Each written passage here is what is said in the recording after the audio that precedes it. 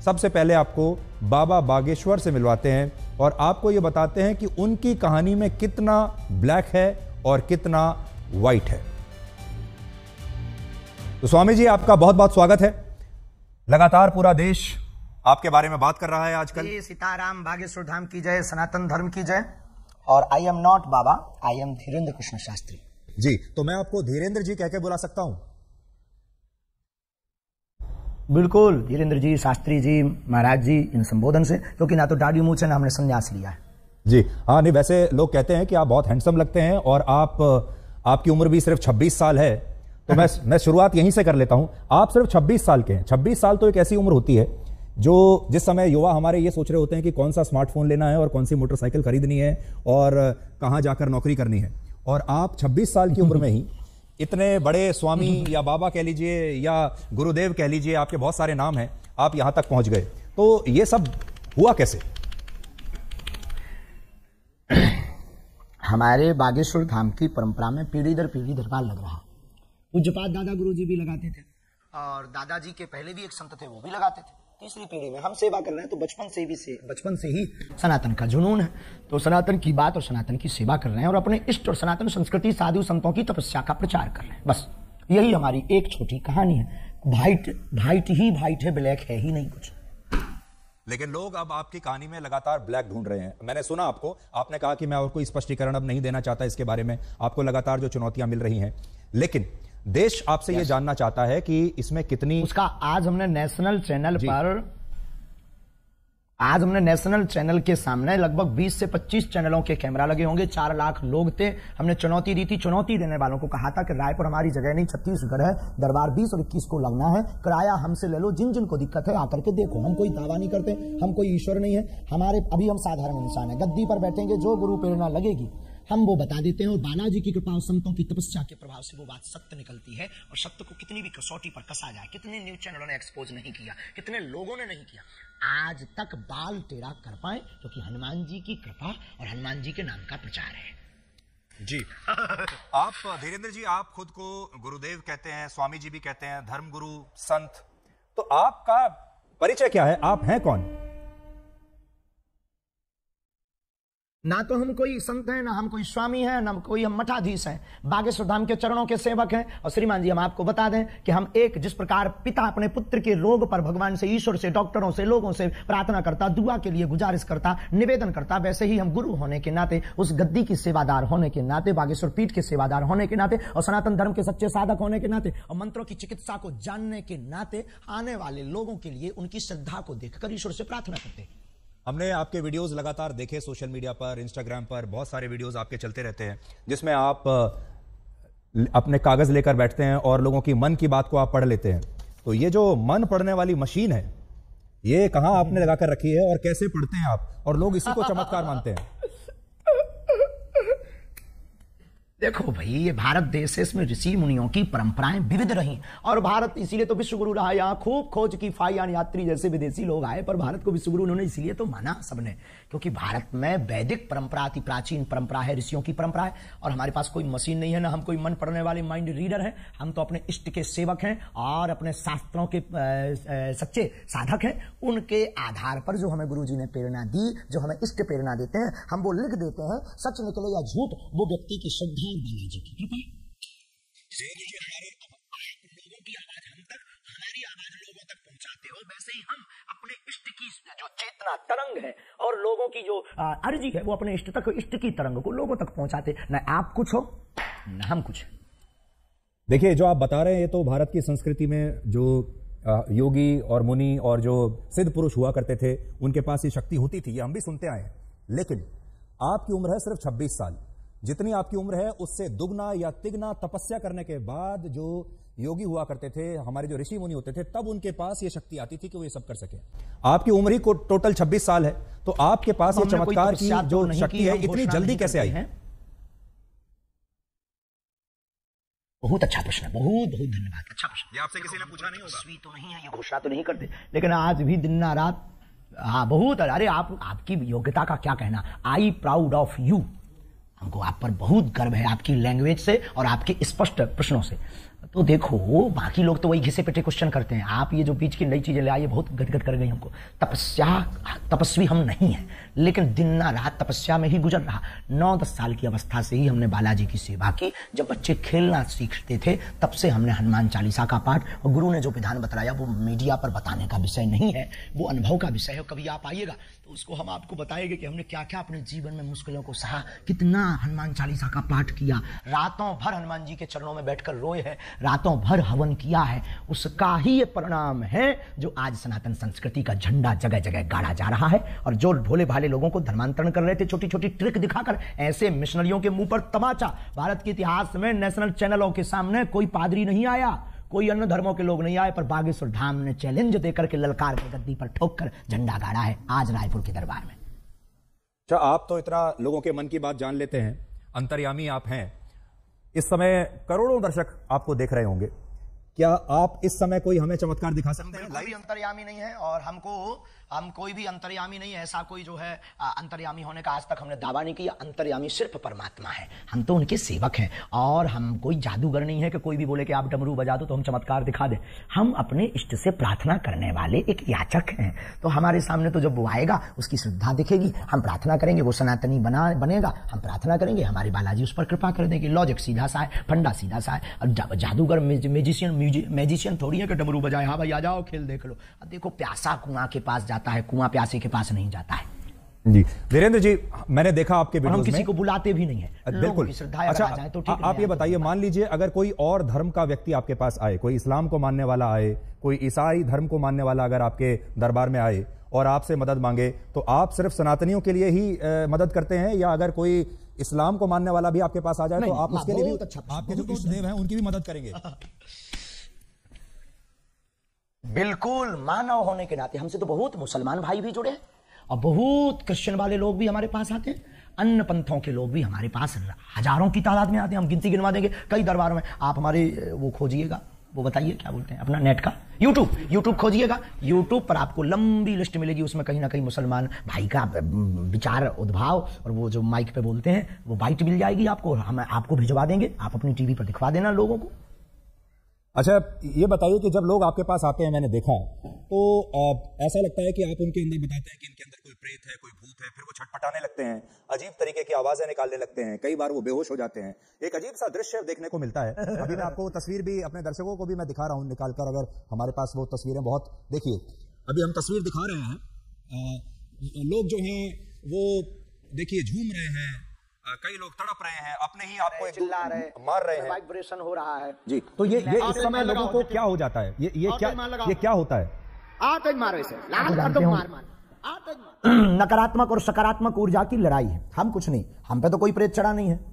लोगों के ऊपर जो नकारात्मक ऊर्जा आती है वो जैसे ही बागेश्वर बालाजी के सामने पहुंचती है, या हनुमान चालीसा की जो चौपाई है, भूत पिशाच निकट नहीं आवे, महावीर जब नाम सुनावे। तो अगर 500 साल पहले लिखा हुआ हनुमान चालीसा गलत है तो भूत प्रेत नहीं है, और अगर आप हनुमान चालीसा को गलत मानते हो तो फिर हमें आपसे बात करने की कोई जरूरत नहीं है। और अगर हनुमान चालीसा को मानते हो तो उसमें ये चौपाई भी है, और ये चौपाई भी है तो ये बात सत्य भी है। अब कोई शक्कर को चीनी कहे, कोई शुगर कहे, कोई खाड़ कहे, कोई मिठाई कहे, शक्कर है, नाम कुछ भी संबोधित कर दो, तो कोई नेगेटिव एनर्जी, कोई पॉजिटिव एनर्जी बोल देता है। नकारात्मक ऊर्जा सकारात्मक ऊर्जा की लड़ाई ही ये, हम देहाती लोग हैं तो प्रेत बाधा बोल देते हैं। मैं भी हनुमान चालीसा का पाठ कर रहा हूं और वर्षों से कर रहा हूं, मुझे कंठस्थ भी है, पर आपके जैसी शक्ति अभी तक मेरे पास नहीं आई है कि मैं लोगों को कोई उनका निदान कर सकूं। लेकिन आपने एक चीज नोट की, आपको अब आपको बागेश्वर धाम आना चाहिए।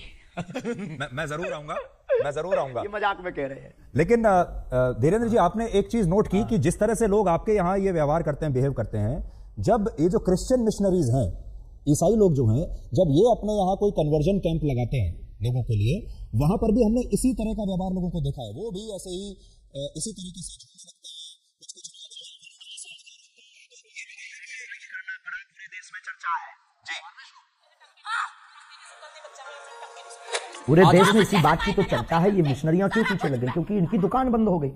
ये झूठे भोले भाले लोगों को ट्रिक दिखा करके और छोटे मोटे उपाय करके हमारे गरीबों का शोषण करते हैं, उनको धर्म परिवर्तन करवा देते हैं और अपने धर्म को बढ़ाते हैं। हमने जो घर वापसी करवाई, धर्मांतरण रोका, और हमने जब इनको दिखाया कि अपने धर्म में भी ये ताकत है, मंत्रों में, जो तुम धर्म परिवर्तन कर रहे हो, नक्कटा हरो, आ जाओ वापस।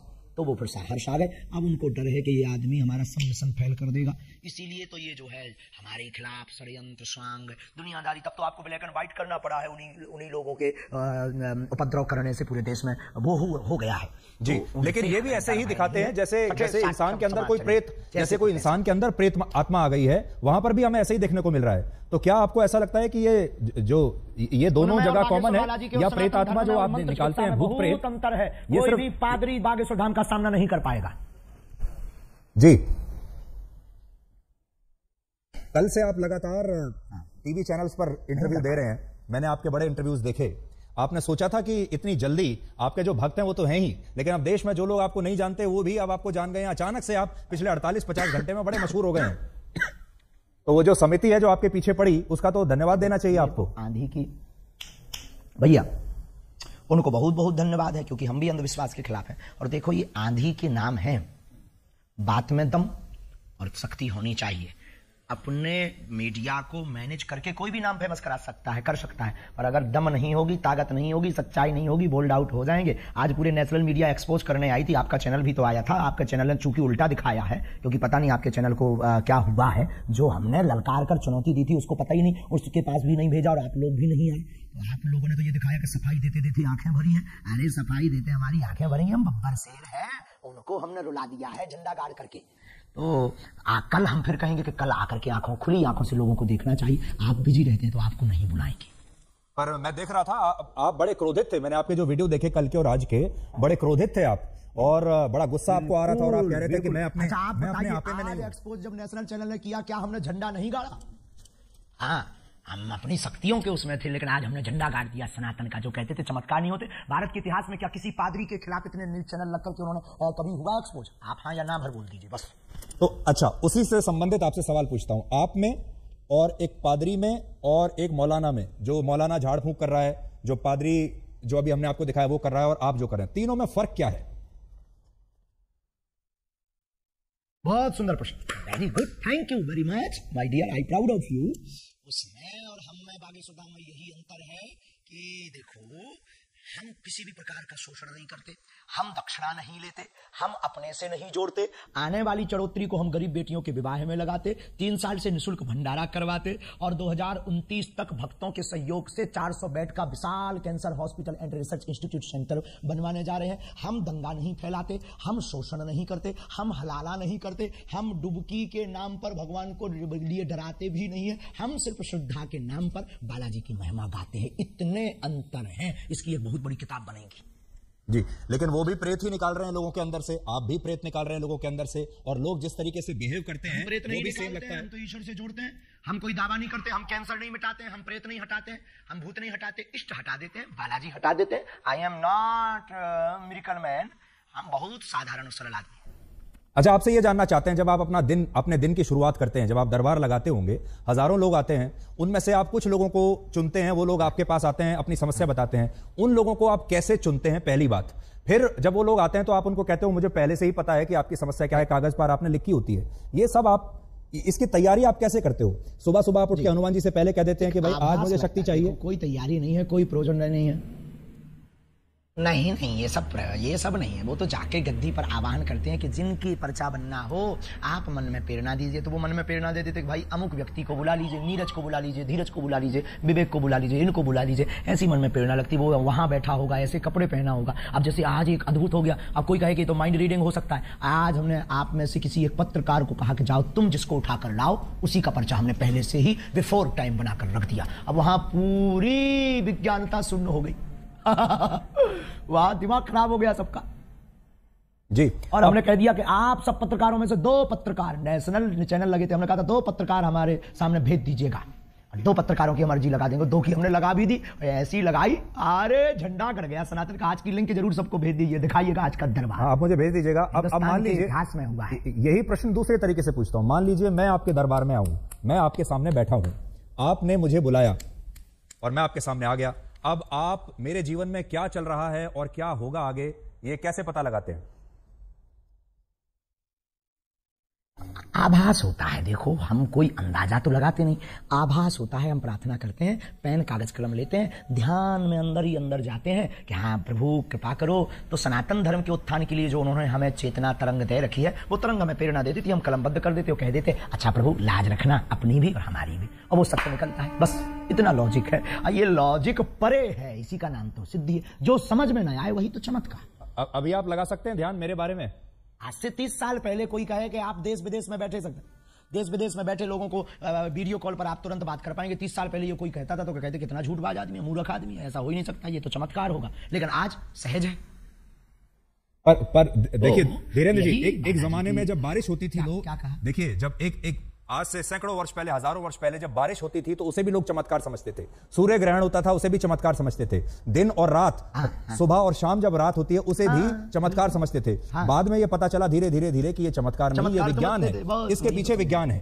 तो आपकी जो कला है, आपकी जो शक्तियां हैं, इसके पीछे क्या विज्ञान है, मनोविज्ञान है, धर्म है, आस्था है, पराविज्ञान, अंधविश्वास है, क्या नहीं, उसके पीछे पराविज्ञान है।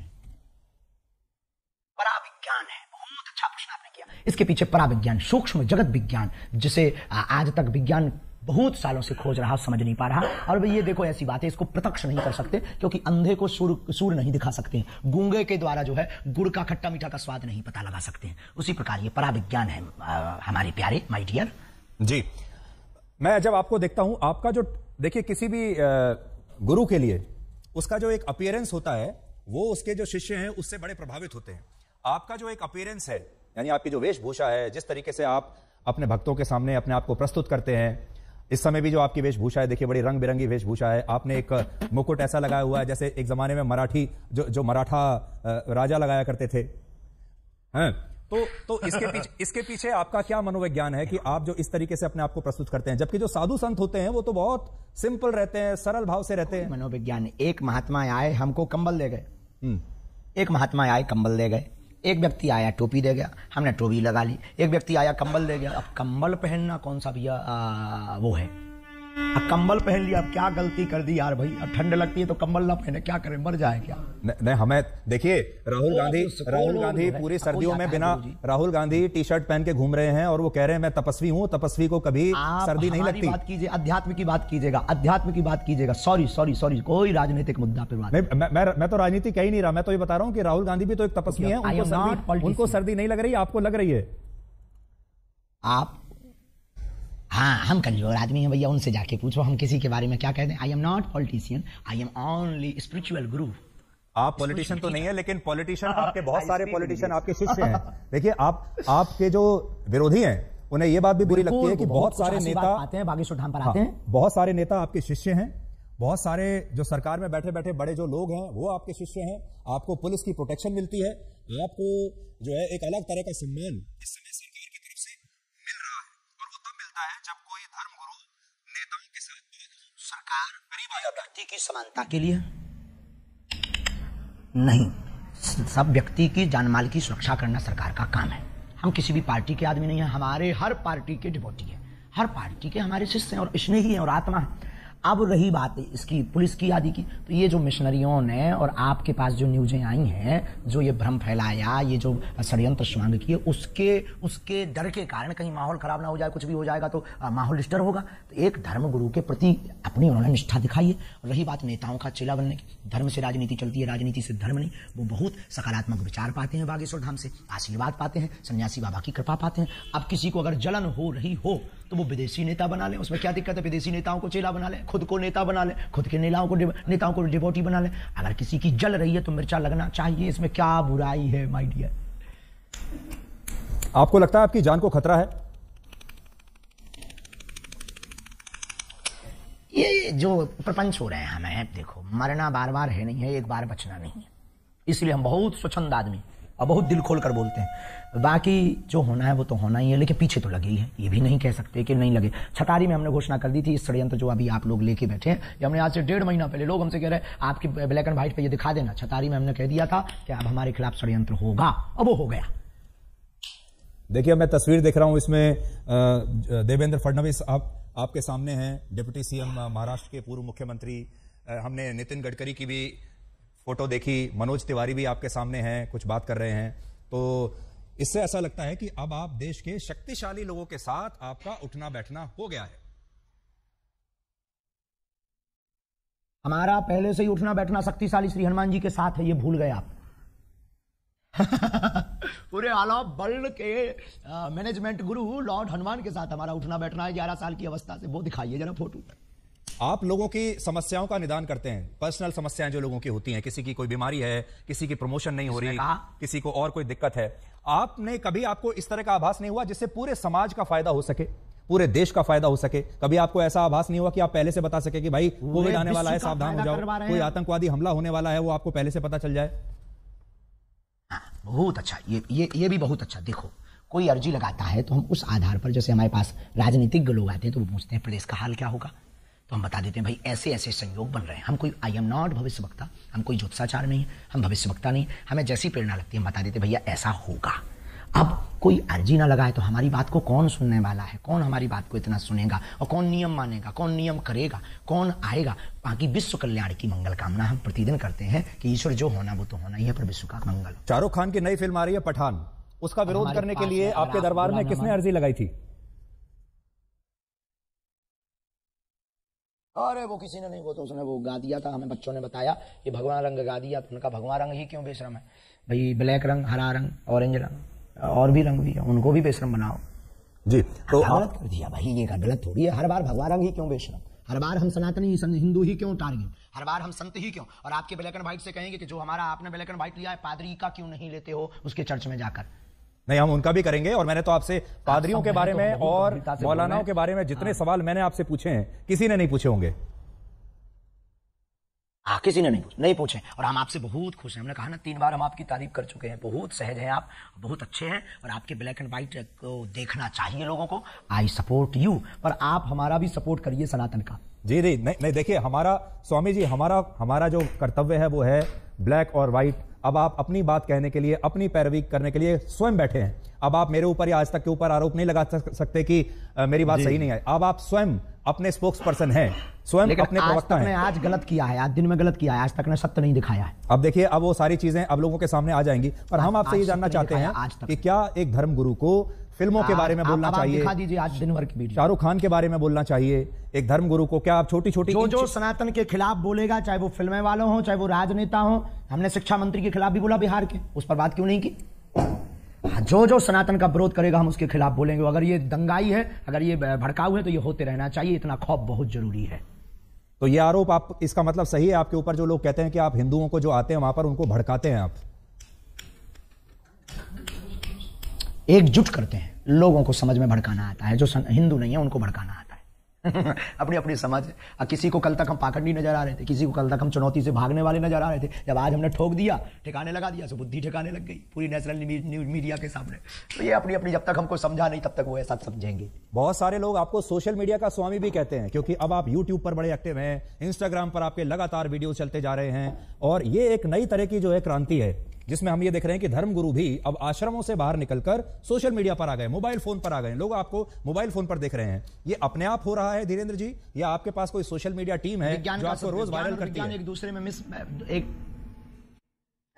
विज्ञान और विज्ञान दोनों एक दूसरे से जुड़े हुए हैं।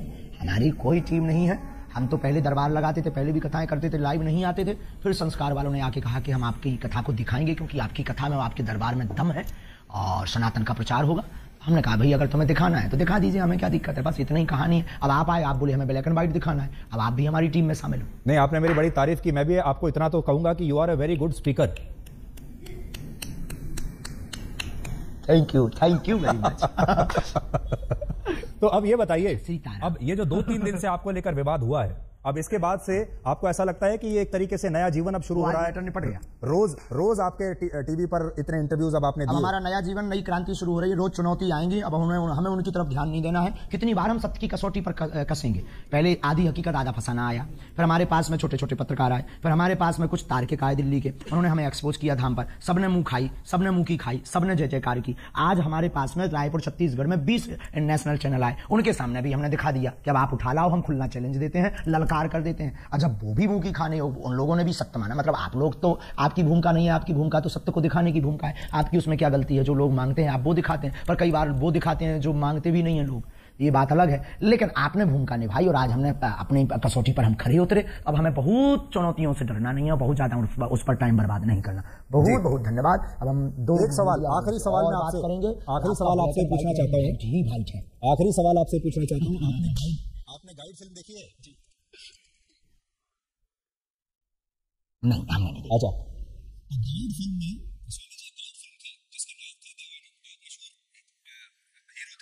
उसमें दिखाया ये गया है कि जो उसका जो मुख्य किरदार है वो सूखा पड़ा हुआ है गांव में और वो बारिश नहीं हो पा रही है।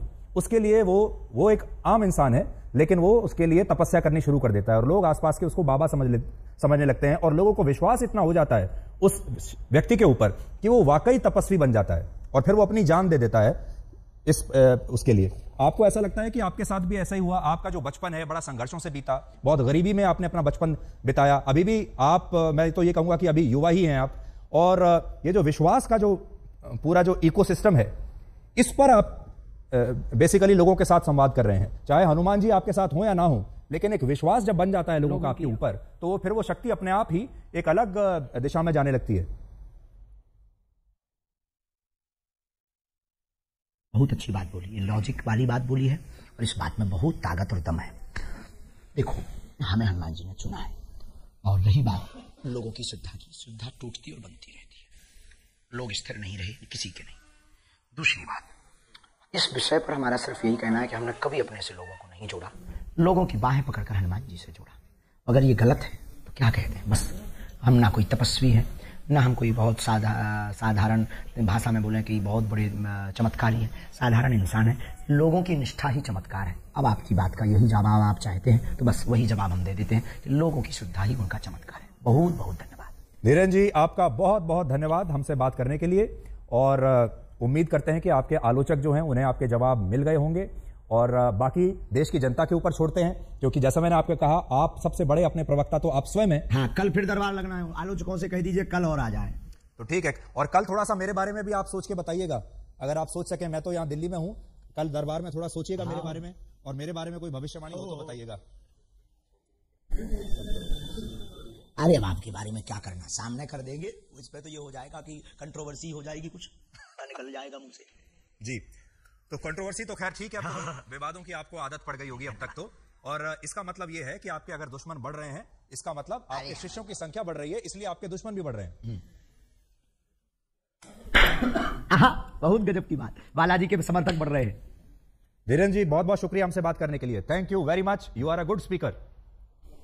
जय श्री राम, सनातन धर्म की जय। Thank you.